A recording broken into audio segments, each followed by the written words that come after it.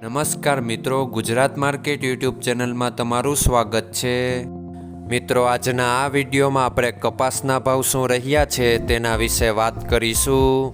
પણ તે પહેલાં મિત્રો, જો તમે કપાસના ભાવ વિશે જાણવા માંગતા હોય તો નીચે આપેલા લાલ કલરના સબસ્ક્રાઇબ બટનને દબાવીને સબસ્ક્રાઇબ કરી લો અને પાછળ રહેલા બેલને પ્રેસ કરી લ્યો, જેથી કપાસના ભાવનો મેસેજ તમને મળતો રહે।